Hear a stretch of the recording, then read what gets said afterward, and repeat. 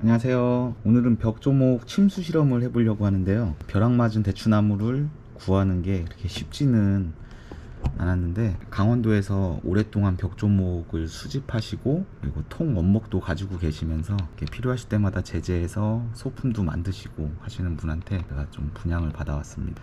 그래서 나름 진품 벽조목이라고 생각하고선 분양을 받아온 벽조목 조각들입니다.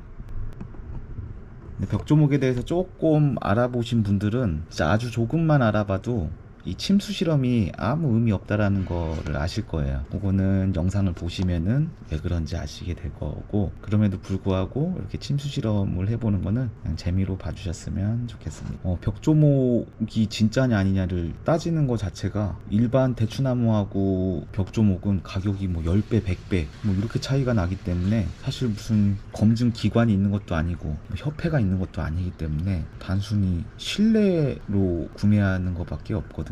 물론 통 원목의 벼락흔이나 타는 같은 경우를 뭐 확인할 수 있다면은 그렇게 또 어느 정도는 좀 더 확신을 가지고선 진품을 판별할 수 있겠지만, 작은 소품들이 이제 되어 버렸거나 한 것들은 사실 전문가분들도 벽조목을 막 취급해 보신 분들도 그렇게 100% 확신할 수는 없다고 하더라고요. 왜냐하면 작은 조각으로는 그 통 원목에서 정말 벽조목이 맞느냐 안 맞느냐를 판단하는 건 정말 어려운 부분일 것 같아요. 그래서 대부분들 뭐 물에 가라앉으면 벽조목이고 물에 안 가라앉으면은 벽조목이 아니다, 이렇게 말씀을 하시는데, 인공 벽조목이라는 게 또 있어요. 그 벼락을 맞아서 대추나무가 밀도가 변하고 조직이 변하다 보니까 원래는 물에 가라앉지 않는데, 대추나무는 벼락 맞은 대추나무 같은 경우는 그 변한 밀도가 고밀도로 변하면서 물에 가라앉게 되는 거거든요. 물론 벽조목의 한 가지 특성이기도 해요. 그런데 벽조목의 통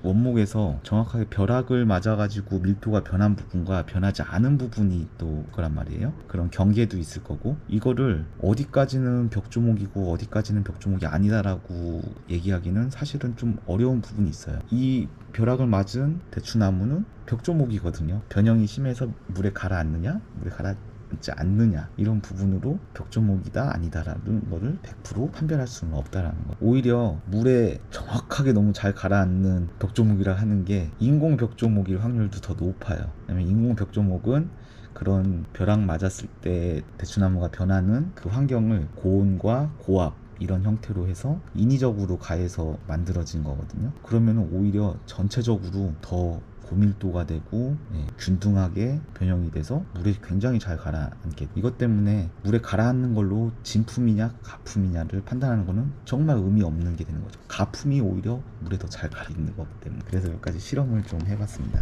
우선 여기 일반적으로 벽돌목 가지고서 많이 하는 게 이제 도장을 많이 만들잖아요. 지금 도장 재료들을 좀 이렇게 보았는데, 요게 지금 좀 밝은 색으로 보이는 게 대추나무, 그리고 지금 약간 어두운 빛이 돼 있는 게 요게 벽조목이라고, 인공 벽조목이에요. 그리고 좀 검은색 진한 색상이 요게 흑단목이라고 하는 재료고, 요게 이제 비단목이라고 하는 도장. 이렇게 보면 요거 가지고서, 그리고 요것도 밝은 색이 대추나무, 이게 벽조목이라고 하는 인공 벽조목인 이 재료들이 한번 물에 어떻게 되는지.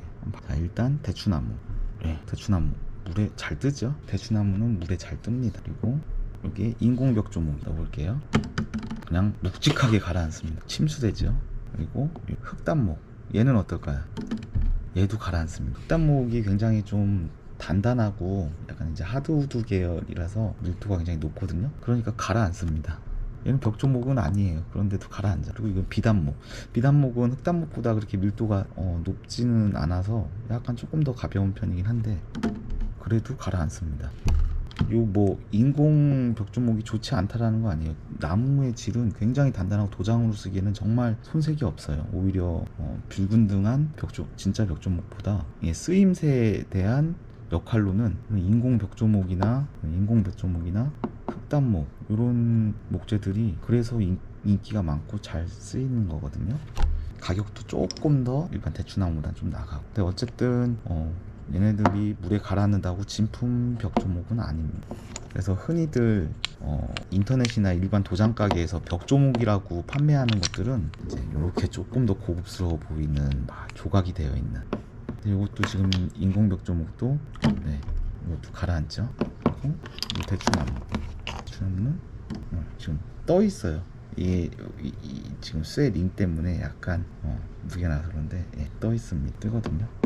근데 이런 도장 재료들은 일단 의심을 먼저 해보는 게 좋을 거예요. 진짜 벽조목을 가지고 이렇게 심플한 공장에서 찍어낸 듯한 환봉 형태나 아니면 이런 인위적으로 공장에서 만들어낸 듯한 이런 조각으로 만들어진 벽조목이라고 하는 거는 사실 진짜 벽조목이 아닐 확률이 더 높아요. 이건 뭐 100% 장담할 수는 없지만, 왜냐면 진짜 벽조목은 최대한 그 원목을 살리고 그 특성을 살리는 형태로 만들지, 굳이 이렇게 일반 다른 나무들과 구별되지 않는 형태로 만들지는 않겠죠. 제가 벽조목을 가공한다면 저는 이런 형태로 만들지 않겠어요. 그러면은 제가 구해온 벽조목을 침수 실험 한번 해보겠습니다. 요거는 편백나무거든요. 편백나무는 물이 굉장히 잘 떠요. 얘네는 뭐 잘 뜨고, 벽조목, 구해온 벽조목을 하면 돼요. 자, 전부 다 가라앉을까요?